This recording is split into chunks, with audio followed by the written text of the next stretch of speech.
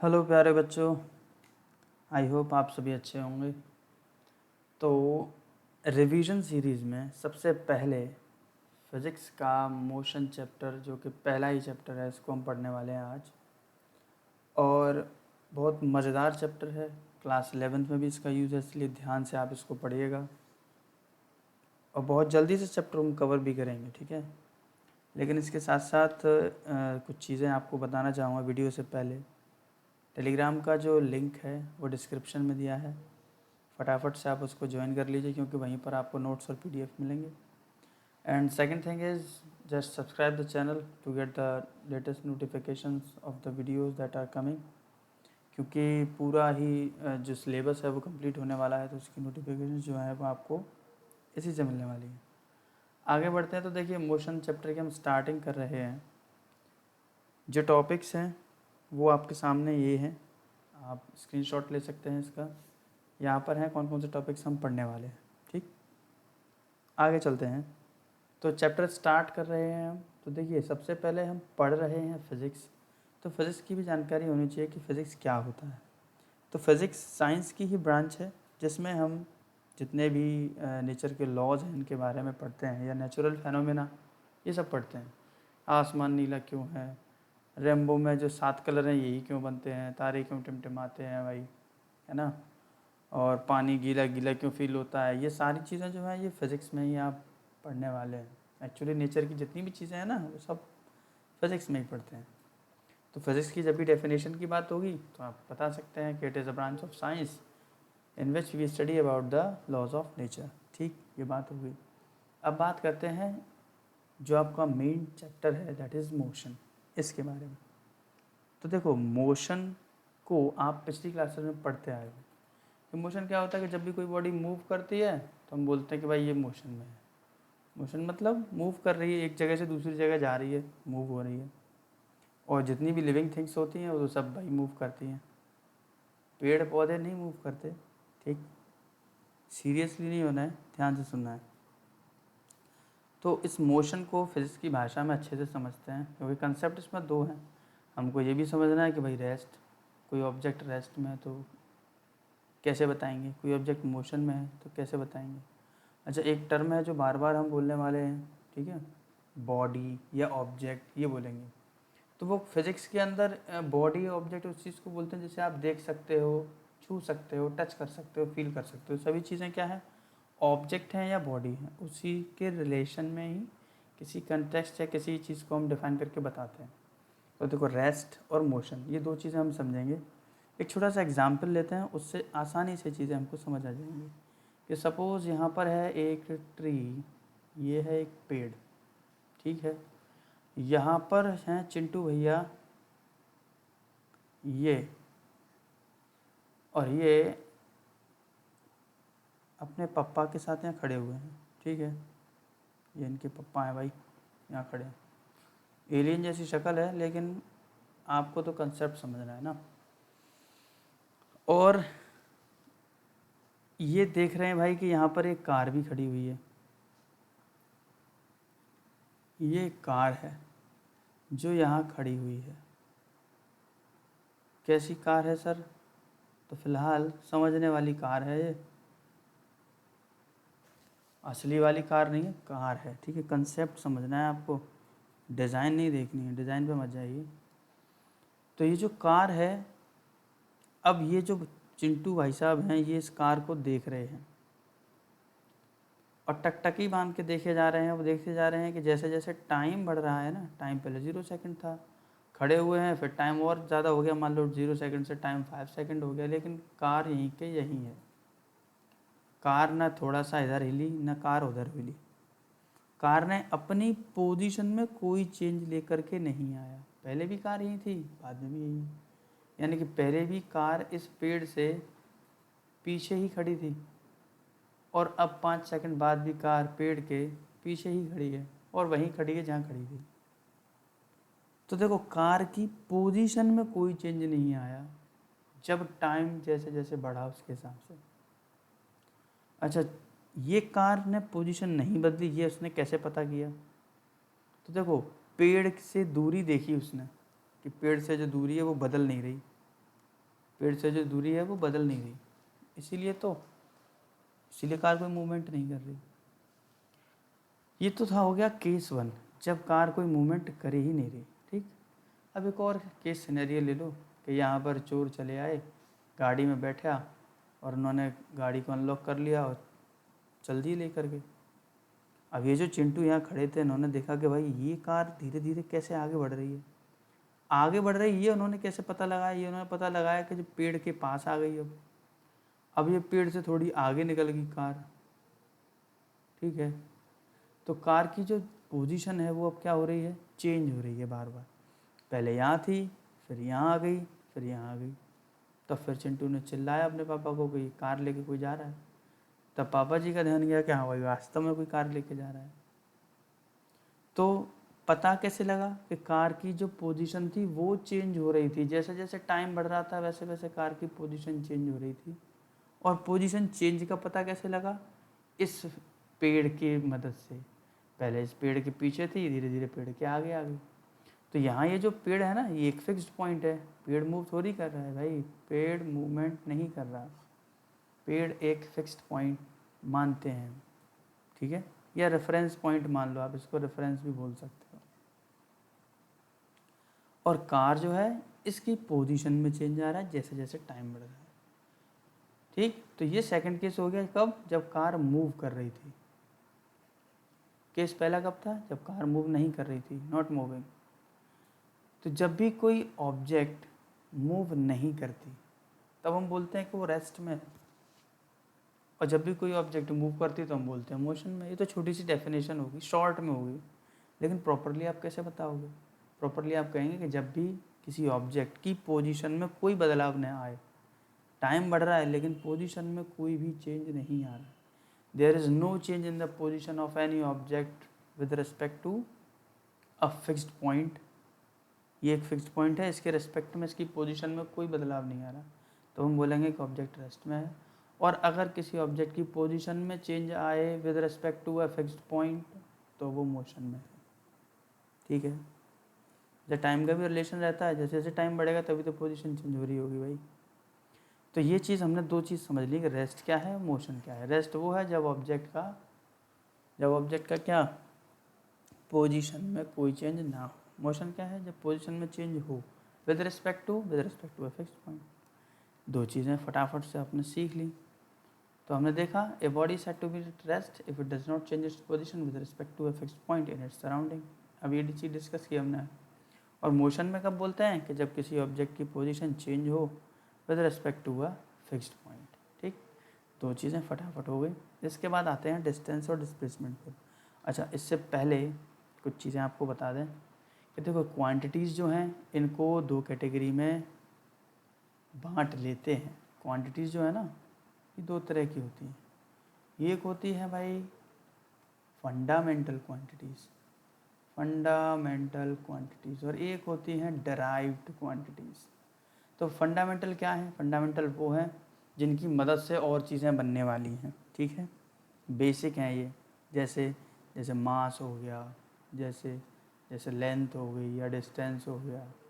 ठीक है, और जैसे टाइम हो गया। ठीक है, डेराइव्ड में कौन आते हैं भाई, डेराइव्ड में वो आती हैं जो इनकी मदद से बनी हैं। जैसे मान लो, जैसे फोर्स हो गया, फोर्स भी एक यूनिट है, सॉरी एक क्वांटिटी है। एक्सेलरेशन हो गया, ये भी एक क्वांटिटी है। एक्सेलरेशन आप जानते हो वेलोसिटी अपॉन टाइम होता है, change in velocity upon change time. और वेलोसिटी को आप क्या लिखते हो, डिस्प्लेसमेंट अपॉन टाइम। डिस्प्लेसमेंट क्या होता है, लेंथ होता है। देखो लेंथ ये रहा, टाइम ये रहा। फोर्स की बात करोगे तो ये होता है मास इंटू एक्सेलरेशन। मास भी हो गया, एक्सेलरेशन में लेंथ और टाइम आ ही गया है। ठीक है, तो इन सभी चीज़ों की मदद से ये और क्वांटिटीज़ आई। ठीक है, तो जिनकी वजह से ये बनी, ये फंडामेंटल क्वांटिटीज़ हैं और ये डेराइव्ड क्वांटिटीज़ हैं। ठीक, अब ये जो फंडामेंटल क्वांटिटीज़ आपको दिख रही हैं, इनको मेजर भी किया जाता है भाई। मास है, इसको भी मेजर तो करोगे, वज़न को तोलोगे आप। लंबाई है, उसको भी मेजर करोगे। टाइम है, उसको भी मेजर करोगे। तरीके बहुत अलग अलग थे, जैसे CGS सिस्टम था, FPS सिस्टम था, MKS सिस्टम था, ये अपने इंडिया में था MKS। क्योंकि अलग अलग देश थे, अलग अलग सिस्टम था, तो भाई दिक्कत वाली बात थी। कोई इंडिया का पहुंच गया बाहर और उनको चाहिए भाई साहब को चीनी, बोले कि भैया 2 किलो चीनी दे दो, बोला नो चीनी के लिए no KG, tell me in pounds. तो भाई पाउंड में तो उसको पता ही नहीं है, बताएगा क्या। चीनी, अरे ये वो चीनी नहीं है भाई, चाइना वाला चीनी नहीं है, शुगर की बात कर रहे हैं। तो शुगर को वो मांग रहा है कि गिव मी 2 kg शुगर। वो बोल रहा है भाई what KG, tell me in pounds, आप मुझे पाउंड्स में बताइए। पाउंड्स में वो भाई साहब नहीं जानते, केजी में वो भाई साहब नहीं जानते, लफड़ा हो गया। इसलिए सभी ने मिलकर के एक ऐसा यूनिट का कंसेप्ट बनाया, भाई ऐसी यूनिट बनाओ जो सभी देशों में काम करे, सबकी समझ में आए। तो ऐसा यूनिट बनाया गया जिसके अकॉर्डिंग मास को आप केजी में मेजर करेंगे, लेंथ हो, डिस्टेंस हो, इसको आप मीटर में मेजर करेंगे, ये मीटर है भाई, और जो टाइम होगा इसको आप सेकंड में मेजर करेंगे। ठीक है, ये चीज़ आपको याद रखनी है, क्योंकि जब भी हम किसी की एसआई यूनिट निकालेंगे, जब भी हम यूनिट की बात करेंगे ना, कोई भी क्वांटिटी हो उसकी अगर यूनिट की बात होगी तो वो एसआई यूनिट ही होगी।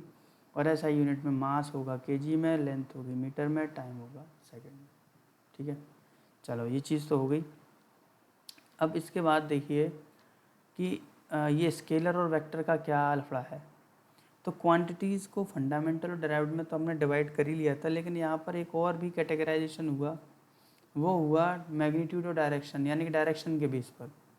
तो ऐसी क्वांटिटीज़ जिनके पास डायरेक्शन ना हो उनको स्केलर कहते हैं, यानी कि इनके पास डायरेक्शन नहीं है। और ऐसी क्वांटिटीज़ जिनके पास डायरेक्शन हो उसको वेक्टर कहते हैं, इनके पास डायरेक्शन होती है। अच्छा, डायरेक्शन के साथ साथ एक टर्म और इनके साथ ऐड होता है, वो होता है मैग्नीट्यूड। मैग्नीट्यूड, देखो डेफिनेशन यहाँ से बन गई, those quantities that have no direction but magnitude, ये स्केलर होती हैं। और वो क्वांटिटीज़ जिनके पास डायरेक्शन भी हो, मैग्नीट्यूड भी हो, दोनों चीज़ हो, उनको हम वेक्टर कहते हैं। तो स्केलर क्वांटिटीज़ कौन सी होती हैं? ये वो क्वांटिटीज़ होती हैं जिनके पास डायरेक्शन नहीं होती लेकिन मैग्नीट्यूड होता है। वेक्टर क्वांटिटीज़ कौन सी होती हैं? जिनके पास डायरेक्शन भी हो, मैग्नीट्यूड भी। एग्जाम्पल ले लो, जैसे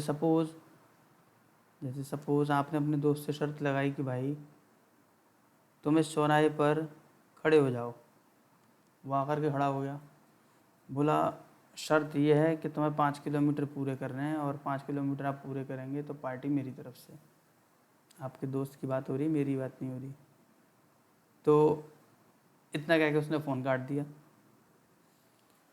अब 5 किलोमीटर की बात हो रही थी, लेकिन ये नहीं पता लगा कि भाई 5 किलोमीटर किधर की बात करके फ़ोन काट दिया है, 5 किलोमीटर ईस्ट की तरफ या 5 किलोमीटर वेस्ट की तरफ, या इधर या इधर। या आप ऐसे समझ लो किसी दोस्त ने कहा कि भाई पार्टी हो रही है, तुम फटाफट से आ जाओ, इस चौराहे से 5 किलोमीटर दूर आना है तुम्हें। तब आपके दिमाग में यही क्वेश्चन घूमेगा, भाई 5 किलोमीटर चौराहे से किस डायरेक्शन में आना है, इस डायरेक्शन में जाऊँ या इस डायरेक्शन में जाऊँ या इसमें जाऊँ या इसमें जाऊँ, कौन सी डायरेक्शन में जाऊँ। तो यहाँ मैग्नीट्यूड तो है, 5 किलोमीटर है, क्या है आपके पास, मैग्नीट्यूड तो है, लेकिन आपको डायरेक्शन नहीं पता है। तो ऐसे केस में ये स्केलर क्वांटिटी है। और वेक्टर क्वांटिटी क्या होती है कि आपसे किसी ने कह दिया कि भाई 5 किलोमीटर ईस्ट डायरेक्शन में आप चले आओ, 5 किलोमीटर टुवार्ड्स ईस्ट। तो अब आपके पास डायरेक्शन भी है, आपके पास मैग्नीट्यूड भी है। ऐसी स्थिति में इसको हम बोलते हैं वेक्टर क्वांटिटीज़। आई होप ये चीज़ क्लियर हो गई होगी। अच्छा देखो, स्केलर और वेक्टर हमने पढ़ तो लिए, लेकिन इनका कुछ चीज़ें छोटी छोटी याद रखनी है आपको। क्या? देखो स्केलर जो है, जैसे मान लो कोई गाड़ी है, ये कोई गाड़ी, साइकिल मान लो, ये साइकिल है, रेसिंग साइकिल है ये, बहुत तगड़ी वाली, वाह क्या साइकिल है। तो ये जो साइकिल है,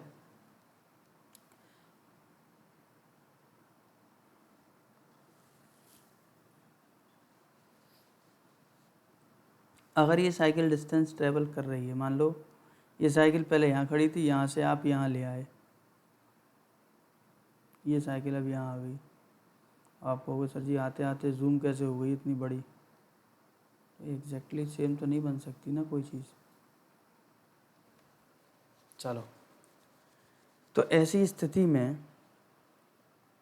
अगर क्वांटिटी स्केलर है तो इसकी वैल्यू ना तो नेगेटिव होगी, नेगेटिव नहीं होगी, ना ज़ीरो होगी।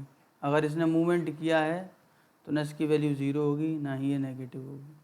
लेकिन अगर वेक्टर की बात करें ना तो वेक्टर क्वांटिटी में वैल्यू नेगेटिव भी हो सकती है और वेक्टर क्वांटिटी में वैल्यू ज़ीरो भी हो सकती है। ये दोनों चीज़ें भाई। तो ऐसा क्यों है सर? ऐसा इसलिए है क्योंकि वेक्टर में एक तरफ की वैल्यू आप नेगेटिव लेते हैं, एक तरफ की वैल्यू पॉजिटिव लेते हैं। यानी कि मान लो ये पोजीशन है, ये सेंटर है मान लो, तो अगर इससे आप आगे बढ़े, आपने कहा कि मैं तो इधर पॉजिटिव वैल्यू मानूंगा, इधर की वैल्यू आपने कहा कि ये तो नेगेटिव वैल्यू हो गई, ठीक है भाई नेगेटिव हो गई। अब मान लो कोई बंदा यहाँ चला 5 किलोमीटर और वापसी चल गया 10 किलोमीटर, ठीक है। तो अब ये नहीं है कि आप इनको ऐड कर दो कि भाई ये 15 किलोमीटर चल गया, तो ये 15 किलोमीटर नहीं चला। अगर हम वेक्टर क्वांटिटी को कंसीडर करेंगे तो ये घटा दिए जाएंगे, इसके हिसाब से 5 किलोमीटर ही चला। और अगर स्केलर की बात करोगे तो स्केलर तो नेगेटिव होता ही नहीं है, तो स्केलर में तो 10 + 5 दोनों जोड़ेंगे, ये 15 किलोमीटर चला। ये ध्यान रखने वाली बात है, ठीक। तो ये चीज़ हमने देख ली कि स्केलर क्वांटिटी नेगेटिव नहीं होती, स्केलर क्वांटिटी जीरो होने की पॉसिबिलिटी नहीं है। अगर मूवमेंट हुआ है तो जीरो नहीं होंगी। वो एक बात अलग है कि यहीं खड़ी हुई है साइकिल तो भाई ज़ीरो ही है, चला ही नहीं तो बस ज़ीरो है। लेकिन अगर मूवमेंट हुआ है, पोजीशन में चेंज आया है, तो डेफिनेटली ये ज़ीरो नहीं होगा, जबकि इसमें ज़ीरो होगा। ऐसा क्यों है?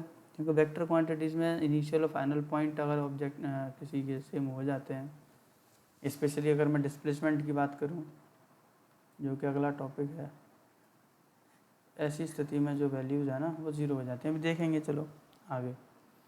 तो हम बात करते हैं डिस्टेंस और डिस्प्लेसमेंट की। तो देखो इसको भी समझाते हैं, एक एग्जांपल लेते हैं इसके लिए भी, कि सपोज़ ये आपका घर है ए पॉइंट पर और यहाँ से एक रास्ता गया है जो एक बी पॉइंट तक जाता है और फिर सी पॉइंट तक जाता है, और यहीं सी पॉइंट पर ही आपके दोस्त का घर है। आप कहोगे सर मैं और मेरा दोस्त बस दो ही लोग घूम रहे हैं इस चैप्टर में। तो भाई देखो, चैप्टर में घूमने से मतलब नहीं है, चैप्टर के पॉइंट समझने से मतलब है। तो कोई भी दोस्त आपका इस सी पॉइंट पर मौजूद है। अब आपको इस ए पॉइंट से सी पॉइंट पर पहुंचना है। तो अगर हकीकत की बात की जाए, एक्चुअल रास्ते की बात की जाए, तो आप ए से बी पर जाओगे, बी से फिर सी पर पहुंचोगे। तो ये हो गया एक्चुअल पाथ, यानी कि ये उस रास्ते की एक्चुअल लेंथ हो गई कि पहले आप ए से बी पर पहुंचिए, फिर बी से सी पर पहुंचिए। तो दिस इज़ व्हाट, ये है actual length of the path, actual length of the path. तो कोई भी ऑब्जेक्ट जब एक्चुअल लेंथ ट्रेवल करती है किसी भी पाथ की, दैट इज़ डिस्टेंस। ये इस केस में डिस्टेंस है, क्योंकि भाई जो हकीकत में रास्ता तो यही है, ए से बी पर जाइए, बी से सी पर जाइए। और अगर ए से सी पर पहुंचने का कोई शॉर्टेस्ट रास्ता हो, जैसे मान लो ये रास्ता दे रखा है, ये शॉर्टेस्ट रास्ता है तो थोड़ा सा उबड़ खाबड़, लेकिन ये शॉर्टेस्ट रास्ता है। तो जब भी इनिशियल पॉइंट का मतलब जहाँ से आप चलना शुरू कर रहे हो, ये क्या है, इनिशियल पॉइंट है। और ये क्या है, तो ये है फाइनल पॉइंट। ये है इनिशियल पॉइंट और ये क्या है, फाइनल पॉइंट। तो इनिशियल पॉइंट और फाइनल पॉइंट के बीच में जो शॉर्टेस्ट पाथ होगा उसी को हम क्या कहते हैं, डिस्प्लेसमेंट कहते हैं। तो ये चीज़ समझ आई होगी कि यदि एक्चुअल पाथ की बात हो रही है तो वो डिस्टेंस है, और अगर शॉर्टेस्ट पाथ की बात हो रही है तो वो डिस्प्लेसमेंट है। या आप ये चीज़ ऐसे भी याद रखिए कि शॉर्टकट जो है, यानी कि शॉर्टेस्ट रास्ता जो है वो डिस्प्लेसमेंट है, जबकि असलियत में जो रास्ता चलना पड़ रहा है वो डिस्टेंस है। ठीक है, इतनी सी बात हो गई। तो ये रही दोनों की डेफिनेशन। क्या रही दोनों की डेफिनेशन? डिस्टेंस क्या है, तो ये है actual length of the path covered by a moving body. Displacement क्या है, तो ये शॉर्टेस्ट डिस्टेंस है किन के बीच में, इनिशियल पोजीशन और फाइनल पोजीशन के बीच में। कोई भी बॉडी है उसके इनिशियल पोजीशन और फाइनल पोजीशन के बीच में जो शॉर्टेस्ट डिस्टेंस है वही क्या है, डिस्प्लेसमेंट है। ठीक है, अच्छा देखो यूनिट की बात कर लेते हैं फटाफट से। तो इसकी ऐसा यूनिट क्या होगी, तो डिस्टेंस की यूनिट मीटर होती है, इसकी यूनिट क्या होगी, इसकी यूनिट भी भाई मीटर ही होगी। दोनों ही लेंथ है ना, दोनों ही लेंथ हैं या दोनों ही डिस्टेंस हैं, तो डिस्टेंस की यूनिट तो मीटर होती है। और क्या बात स्पेशल खासियत है, तो देखो डिस्टेंस स्केलर क्वांटिटी होती है, ये एक स्केलर क्वांटिटी है, ये एक स्केलर क्वांटिटी। यहाँ देखो लिखा भी है कि यहाँ डायरेक्शन से कोई लेना देना नहीं है, किधर डायरेक्शन में डिस्टेंस ट्रेवल हो रही है। जबकि यहाँ यहाँ देखो लिखा है अलोंग विद डायरेक्शन, इसमें डायरेक्शन का रोल है किस में, डिस्प्लेसमेंट में, इसीलिए ये वेक्टर क्वांटिटी है। अच्छा वेक्टर क्वांटिटी अगर ये है तो वेक्टर क्वांटिटी का रूल भी फॉलो करेगी, यानी कि ये नेगेटिव हो सकता है, ज़ीरो हो सकता है, ये नेगेटिव नहीं होगा, इट विल बी पॉजिटिव, और ये ज़ीरो भी नहीं होगा। डिस्प्लेसमेंट की खासियत ये होती है कि अगर मान लो कोई इनिशियल पॉइंट ये है, ए पॉइंट, यहाँ से कोई घूम घाम के लंबा चौड़ा रास्ता ट्रैवल कर रहा है, किसी को आपने बाइक दे दी, पेट्रोल टंकी फुल कर दी, वो घूम रहा है घूम रहा है घूम रहा है घूम रहा है, घूम घाम के जब पेट्रोल ख़त्म हुई तब वह यहाँ आके रुक गया बी पॉइंट, यहाँ भी चला था भाई। तो अगर इनिशियल पोजीशन और फाइनल पोजीशन सेम है तो उस केस में डिस्प्लेसमेंट जो होगा वो ज़ीरो होता है। ठीक है, अच्छा ये और ध्यान रखना, डिस्प्लेसमेंट को हम स्मॉल एस से रिप्रेजेंट करते हैं, याद रखना इसको, डिस्प्लेसमेंट को हम स्मॉल एस से रिप्रेजेंट करते हैं, displacement is represented by small S. चलो जी इतनी चीज़ हो गई, बहुत अच्छे। अब चलते हैं अपने अगले टॉपिक की तरफ, और अगला टॉपिक है कि यूनिफॉर्म और नॉन यूनिफॉर्म मोशन क्या होता है।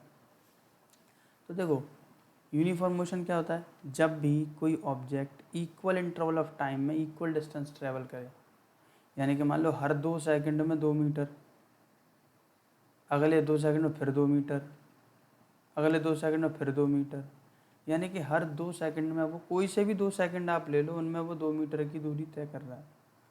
तो इक्वल इंटरवल है, यानी कि 2-2 सेकंड का अंतर है, और उन हर 2-2 सेकंड में वो 2-2 मीटर की दूरी ही तय कर रहा है। इस तरह के मोशन को हम बोलते हैं यूनिफॉर्म मोशन। जबकि अगर इक्वल इंटरवल ऑफ टाइम में अनइक्वल डिस्टेंस चले, मान लो 2 सेकंड में पहले तो चल गया 2 मीटर, और इधर 2 सेकंड में चल गया मान लो 1 मीटर, इधर 2 सेकंड में चल गया मान लो 5 मीटर, आपको वो सारी तो ऐसा लग रहा है जैसे किसी की बाइक की पेट्रोल ख़त्म हो गई।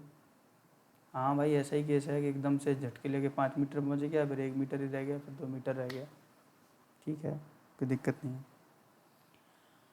ठीक है, एक बार और बता देते हैं आपको, जैसे मान लीजिए ये 0 है, ये 2 है, ये 4 है, ये 6 है, ये 8 है, ये 10 है, इधर मैं टाइम लिख रहा हूँ, नीचे ऊपर मान लो मैं डिस्प्लेसमेंट लिख रहा हूँ या डिस्टेंस लिख दे रहा हूँ कि यहाँ 0 मीटर, ये 2 मीटर, ये 4 मीटर, ये 6 मीटर, ये 8 मीटर, ये 10 मीटर। अब आप कोई सा भी टाइम इंटरवल ले लो, जैसे मान लो मैंने ये वाला टाइम इंटरवल लिया, तो टाइम का डिफरेंस आप यहाँ देखोगे कितना है, 2 सेकंड्स का ही तो है। 6 में से 4 सब्ट्रैक्ट करोगे 2 आएगा, 8 में से 6 सब्ट्रैक्ट करोगे 2 आएगा, 10 में से 8 सब्ट्रैक्ट करोगे 2 आएगा, 4 में से 2 सब्ट्रैक्ट करोगे 2 ही आएगा। इसी तरह से डिस्टेंस का भी गैप देखो, आप 8 मीटर से 6 मीटर को सब्ट्रैक्ट करोगे तो 2 मीटर ही आएगा, इधर भी 2 मीटर ही आएगा, इधर भी 2 मीटर ही आएगा, सब तरफ 2 मीटर आ रहा। तो आप देख रहे हो इक्वल इंटरवल ऑफ टाइम में इक्वल डिस्टेंस ट्रैवल हो रही है। अच्छा ये ज़रूरी नहीं है कि इंटरवल 2-2 मीटर के हों, 3 मीटर के भी हो सकते हैं और उससे छोटे भी हो सकते हैं, उसका कोई लेना देना नहीं है, लेकिन होने सेम चाहिए बस। और अगर अनइक्वल हो गए तो क्या होगा, नॉन यूनिफॉर्म होगा। ठीक, चलिए अब आगे बढ़ते हैं। ये यहाँ तक सारी चीज़ें हमने क्लियर कर ली हैं। अब आए भैया स्पीड और वेलोसिटी पर। तो देखो स्पीड क्या है, तो स्पीड है ये तो भाई बहुत टाइम से पढ़ते आ रहे हो गए आप फार्मूला, की स्पीड होता है distance upon time, speed is equal to distance upon time, पढ़ते आ रहे हो ना, बिल्कुल पढ़ते आ रहे होगे नो डाउट। तो स्पीड जनरली क्या होता है, it is the ratio of distance to time, distance और टाइम का जो रेशियो होता है उसको हम स्पीड कहते हैं।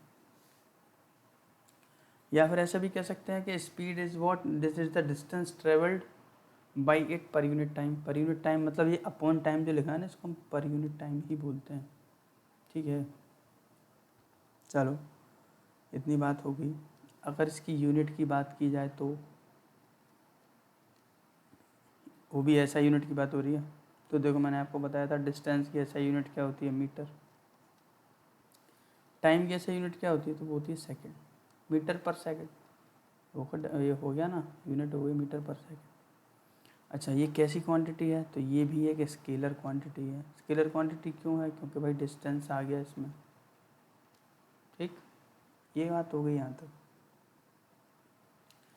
इसके बाद आता है वेलोसिटी। तो भाई वेलोसिटी क्या होता है, वेलोसिटी क्या होता है, तो वेलोसिटी होता है क्या, डिस्प्लेसमेंट अपॉन टाइम। ये होता है it is the ratio two the displacement upon time. अब ये भी कह सकते हो डिस्प्लेसमेंट पर यूनिट टाइम किसको कहते हैं हम, वेलोसिटी को। तो यहाँ आप लिखोगे डिस्प्लेसमेंट अपॉन टाइम। ठीक है, ये हो गया। तो डिस्प्लेसमेंट को हम लिखते हैं स्मॉल एस से, टाइम को हम लिखेंगे टी से, और वेलोसिटी को हम लिखते हैं वी से। ये हो गया फॉर्मूला। अगर इसकी भी ऐसा यूनिट की बात करें तो इसकी ऐसा यूनिट क्या होगी, तो वो कि भाई देखो डिस्प्लेसमेंट हो या डिस्टेंस हो, यूनिट तो मीटर है, टाइम क्या है सेकंड। ठीक है, क्योंकि डिस्प्लेसमेंट है तो ये कैसी क्वांटिटी होगी, ये भी भाई वेक्टर क्वांटिटी होगी। कैसी क्वांटिटी होगी, वेक्टर क्वांटिटी होगी। चलो अच्छी बात है, ये भी चीज़ हो गई, वेलोसिटी हो गया, ये हो गया।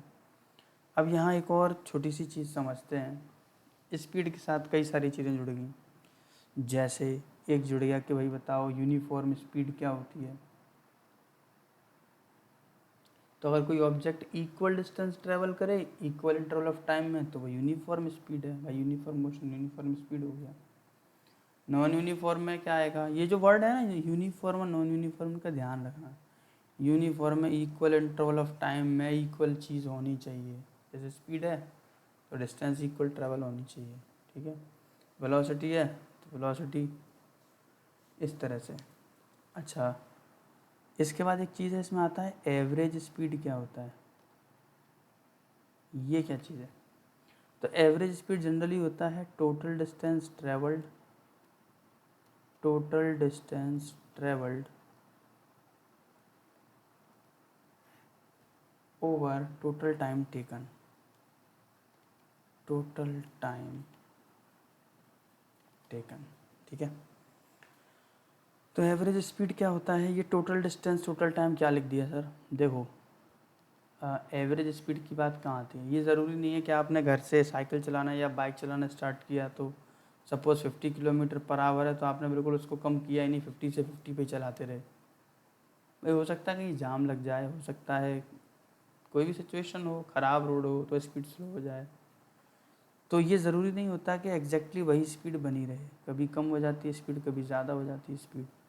ठीक है, मान लो कि आपने 20 मिनट्स जो है वो 40 किलोमीटर पर आवर की स्पीड से चलाया, 10 मिनट्स मान लो आपने 60 किलोमीटर पर आवर की स्पीड से चलाया, फिर अगला, ये तो मैंने स्पीड लिख दिया है, डिस्टेंस लिख देता हूँ, चलो ऐसे लिख देता हूँ इसको कि 20 मिनट में आपने पहले 40 किलोमीटर कवर किए, फिर 10 मिनट में मान लो 60 किलोमीटर कवर कर लिए, फिर मान लो अगले 15 किलोमीटर में 15 किलोमीटर को आपने 15 मिनट में कवर किया। ठीक है, तो देख रहे हो आपके ये जो टाइम है, अलग अलग टाइम में अलग अलग किलोमीटर्स आ रहे हैं, बहुत अंतर आ रहा है, वेरिएशन आ रहा है, कभी कम हो रहा है कभी ज़्यादा हो रहा है। तो ऐसी स्थिति में स्पीड अगर आपसे कोई पूछे कि बताओ भाई स्पीड क्या रही आपकी, तो ऐसी स्थिति में आप एवरेज स्पीड बताएंगे। एवरेज स्पीड का मतलब पूरे सफ़र के दौरान आपकी लगभग स्पीड कितनी रही। एवरेज स्पीड का मतलब है लगभग स्पीड कितनी रही। तो उस लगभग के लिए क्या करना पड़ता है, जितनी डिस्टेंस थी उस सबको जोड़ दो, और जितना टाइम था उस सबको जोड़ दो। टोटल डिस्टेंस को ऊपर लिखो, टोटल टाइम को नीचे लिखो, सॉल्व करोगे आप एवरेज स्पीड आ जाएगा। ये कंसेप्ट है एवरेज स्पीड का। अच्छा जी, गाड़ियाँ जो होती है ना, 4 व्हीलर हो गया या 2 व्हीलर हो गया, साइकिल की बात नहीं कर रहे हम, साइकिल में जनरली नहीं आता, और महंगी महंगी साइकिल्स में आता भी है भाई, ऐसी बात नहीं है। तो ये जो स्पीडोमीटर है ये बताता है कि आपकी स्पीड उस इंस्टेंट पर कितनी थी। स्पीडोमीटर का काम क्या होता है? स्पीड बताने का। अरे देखा भी होगा आपने, इस तरह का लगा रहता है, ये स्पीड बताता है। और वहीं देखो नीचे बताता है कि कितने किलोमीटर आप चले। तो कितने किलोमीटर चले वो है ओडोमीटर। वो बताता है आपको कितना आपने डिस्प्लेसमेंट या डिस्टेंस ट्रेवल कर लिया। और स्पीड की बात जो हो रही है ना, तो दैट इज़ स्पीडोमीटर, जो स्पीड बताता है। ठीक है, स्पीड किलोमीटर पर आवर में भी मेजर कर सकते हैं, मीटर पर सेकंड में भी कर सकते हैं। मीटर पर आवर भी है, वो अलग चीज़ होगी। चलो, तो ये छोटी छोटी चीज़ें हो गई सारी। और देखो ये डेफिनेशन तो मैं आपको बता ही चुका हूँ। तो let's move ahead and now we are at the topic acceleration. इसको समझो,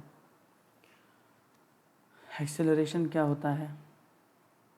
तो एक्सेलरेशन को हम स्मॉल ए से रिप्रेजेंट करते हैं, और ये होता है change in velocity upon time taken. Change in velocity upon time. ठीक है, चेंज इन वेलोसिटी का मतलब क्या है? अब यहाँ आ गया ना वर्ड कि चेंज इन वेलोसिटी का मतलब क्या है। तो चेंज इन वेलोसिटी का मतलब है कि मान लो कि बाइक खड़ी हुई थी, ये बाइक है,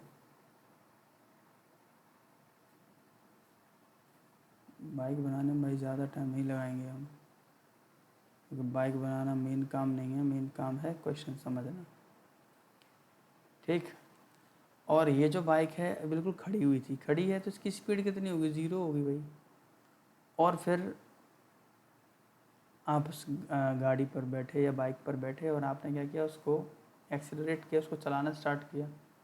तो 2 सेकंड बाद आपने देखा कि भाई इसकी स्पीड अब 30 हो गई, 30 मीटर पर सेकंड हो गई मान लो। तो पहले 0 थी, 0 से बदल के कितनी हो गई? 30 सेकंड हो गई। कितनी देर में हो गई? 2 सेकंड में हो गई। तो ये स्पीड में चेंज आया कि नहीं, सॉरी वेलोसिटी में चेंज आया कि नहीं? बिल्कुल आया। पहले वेलोसिटी 0 थी, अब 30 हो गई। तो 0 से वेलोसिटी कितनी होगी? 30 होगी। तो वेलोसिटी में बदलाव आ गया। कितना बदलाव आया? तो कितने के लिए हम क्या करते हैं कि बाद में जो स्पीड हो गई थी उसमें से पहले वाली को घटा दो। ये जो बाद वाली स्पीड है ना, इसको हम कहते हैं फाइनल वेलोसिटी। Final velocity. और जो स्टार्टिंग की वेलोसिटी थी इसको हम कहते हैं इनिशियल वेलोसिटी। ठीक, तो जब भी हमें चेंज इन वेलोसिटी निकालना हो तो हम लिखते हैं final velocity minus initial velocity upon में आता है टाइम।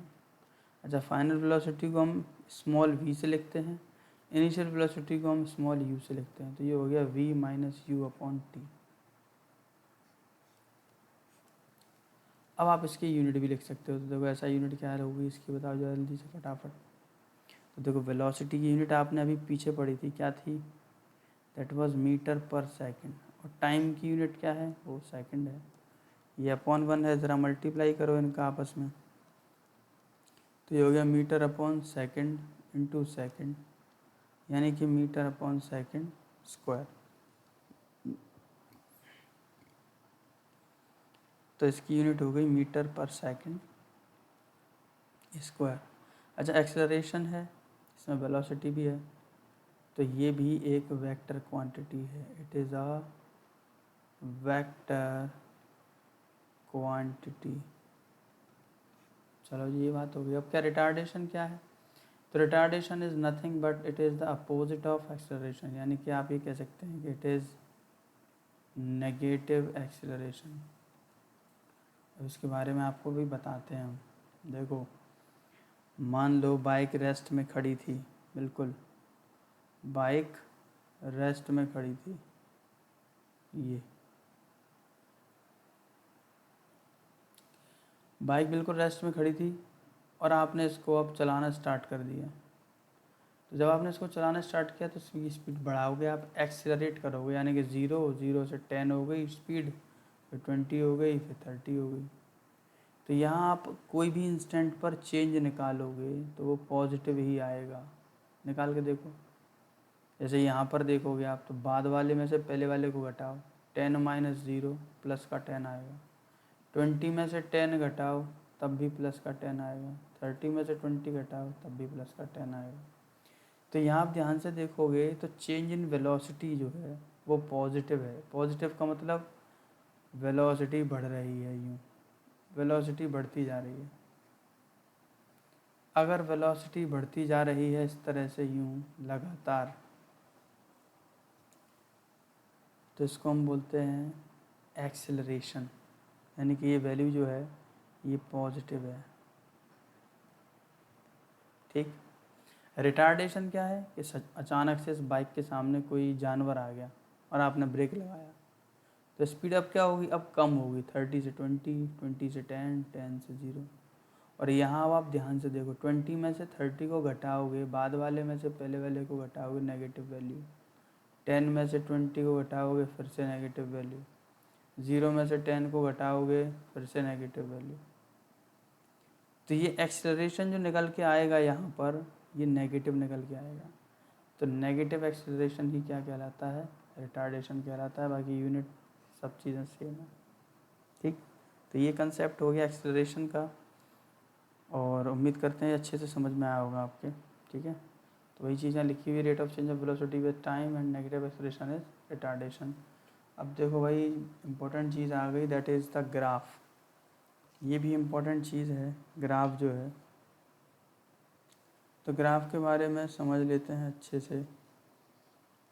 तो ये जो ग्राफ है, सबसे पहला जो ग्राफ है वो है डिस्टेंस टाइम ग्राफ, और एक होता है वेलोसिटी टाइम ग्राफ। तो ये दो तरह के ग्राफ हैं।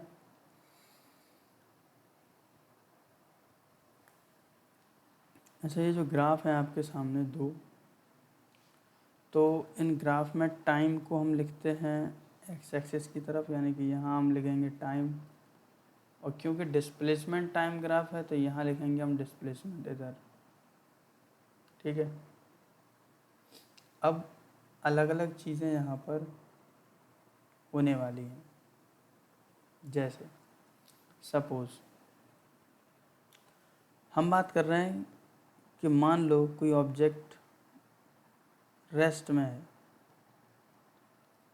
कोई ऑब्जेक्ट रेस्ट में है, तो उसका डिस्टेंस टाइम ग्राफ कैसे बनेगा। तो टाइम तो हम इधर ही लेंगे, और डिस्प्लेसमेंट को इधर लेंगे। अब सपोज़ मैं यहाँ पे मार्किंग कर लेता हूँ कि ये भाई इधर तो 0 है ही, ये मान लो 2 है, ये 4 है, ये 6 है, ये 8 है, ये 10 है, टाइम है, और ये सेकंड में टाइम। या मान लो डिस्प्लेसमेंट है, ये 2 है, ये 4 है, ये 6 है, ये 8 है, ये 10 है। डिस्प्लेसमेंट मान लो मीटर में है। अब सपोज़ कोई गाड़ी है जो 2 मीटर की दूरी पर खड़ी है, ये कोई दीवार है, और यहाँ ये कार जो है ये खड़ी हुई है, ये 2 मीटर की दूरी पर है, 2 मीटर की दूरी पर है ये। 2 सेकंड बाद देगा फिर भी ये 2 मीटर पर ही थी, 4 सेकंड बाद देगा फिर भी 2 मीटर पर थी, 6 सेकंड बाद देगा फिर भी 2 मीटर पर थी, 8 बाद भी, 10 बाद भी। मतलब इस गाड़ी में कोई मूवमेंट नहीं हुआ। अब जाहिर सी बात है, जब रेस्ट में है तो पोजीशन में कोई बदलाव तो आएगा नहीं। ग्राफ चाहिए, क्या करोगे, इसको आप इस तरह से लाइन ड्रॉ कर दोगे। तो ध्यान रखिए कि अगर कोई ऑब्जेक्ट रेस्ट में है तो हॉरिजॉन्टल लाइन ही आपको मिलने वाली है। ठीक। नेक्स्ट, अगर कोई ऑब्जेक्ट यूनिफॉर्म मोशन में है, अगर कोई ऑब्जेक्ट यूनिफॉर्म मोशन करती है,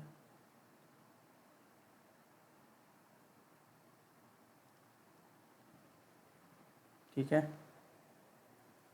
अगर यूनिफॉर्म मोशन करती है तो क्या होगा, यूनिफॉर्म मोशन तभी माना जाएगा जब उसकी वेलोसिटी भी भाई यूनिफॉर्म हो रही होगी। वेलोसिटी यूनिफॉर्म ही हो जाएगी एक तरह से।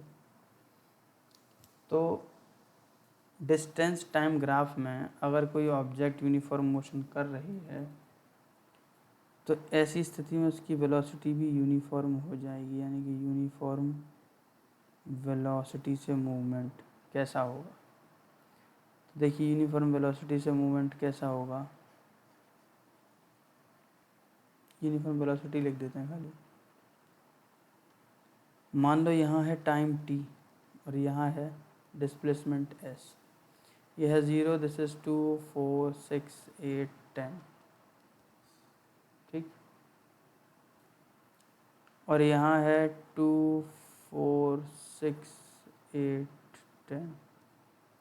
अब आप देखते जा रहे हो कि जैसे जैसे टाइम बढ़ रहा है 2 सेकंड पर वो 2 मीटर पर आ गया, यानी कि टाइम 2 सेकंड हुआ तो चला भी 2 मीटर ही। 4 सेकंड पर वो 4 मीटर पर पहुंच गया, 6 सेकंड पर वो 6 मीटर पर पहुंच गया, 8 सेकंड पर वो 8 मीटर पर पहुंच गया, 10 सेकंड पर वो 10 मीटर पहुंच गया। आपने इसको ज्वाइन किया इस तरह से, ठीक है। स्ट्रेट लाइन आएगी, ये थोड़ा सा स्ट्रेट नहीं दिख रही लेकिन बिल्कुल स्ट्रेट आएगी, ठीक।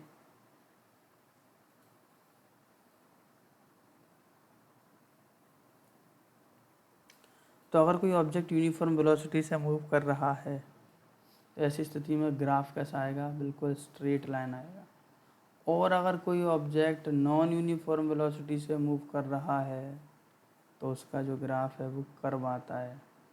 यहाँ टाइम है, यहाँ डिस्प्लेसमेंट है, इसको ज़रा हटाना पड़ेगा यहाँ से।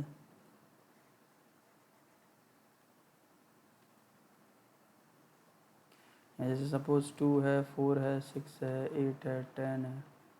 यहाँ सपोज 2 है, 4, 6, 8, 10।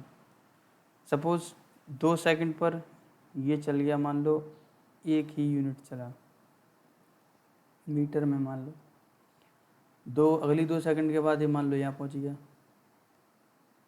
फिर अगली 2 सेकंड बाद ये यहीं पर रह गया, फिर यहीं पर रह गया। तो ऐसी स्थिति में इसका जो ग्राफ है वो कर्व आता है, बिल्कुल कर्व। तो ये आएगा कर्व। कब आएगा कर्व, जब वेलोसिटी कैसी हो, नॉन यूनिफॉर्म, कभी घट रही है कभी बढ़ रही है। यूनिफॉर्म वेलोसिटी अगर है तो उस केस में जो ग्राफ है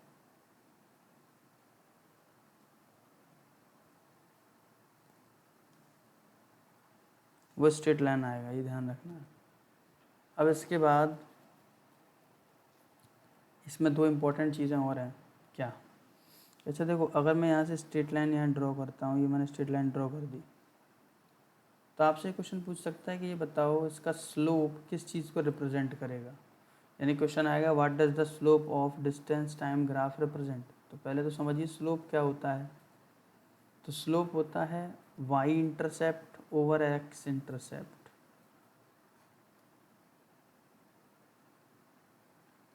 इंटरसेप्ट का मतलब वाई पर कहाँ इसने कट किया। मान लो वाई एक्सेस है ये ना, वाई एक्सेस ही तो होता है ये एक्स एक्सेस होता है। तो वाई एक्सेस को इसने कहाँ कट किया और एक्स एक्सेस को इसने कहाँ कट किया। तो जहाँ वाई को कट किया वो वाई इंटरसेप्ट है, जहाँ एक्स को कट किया वो एक्स इंटरसेप्ट है। तो वाई एक्सेस पर जो वैल्यू है वो अपॉन एक्स एक्सेस पर जो वैल्यू है वो, इसी को हम कहते हैं slope. It is the ratio of the Y intercept to the X intercept. लेकिन ये किसको डिनोट करेगा, तो देखो वाई इंटरसेप्ट को किस चीज़ को रिप्रेजेंट कर रहा है, वाई इंटरसेप्ट डिस्प्लेसमेंट को, तो यहाँ आप लिखोगे एस। और एक्स इंटरसेप्ट किसको रिप्रेजेंट कर रहा है, तो वो रिप्रेजेंट कर रहा है टी को, तो आप यहाँ लिखोगे टी। तो अगर डिस्टेंस टाइम ग्राफ है तो उसमें डिस्टेंस टाइम ग्राफ में स्लोप किसको रिप्रेजेंट करता है, तो ये रिप्रेजेंट करता है वेलोसिटी को। भाई डिस्प्लेसमेंट अपॉन टाइम क्या होता है, डिस्प्लेसमेंट अपॉन टाइम क्या होता है, स्लोप होता है। ठीक है, तो ये हो गया डिस्टेंस टाइम ग्राफ। अब इसके बाद आगे चलते हैं वेलोसिटी टाइम ग्राफ की तरफ। तो वेलोसिटी टाइम ग्राफ की तरफ चलते हैं। अब वेलोसिटी टाइम ग्राफ क्या होता है,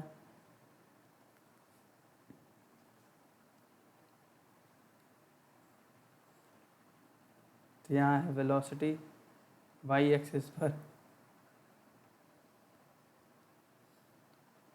और इधर है टाइम।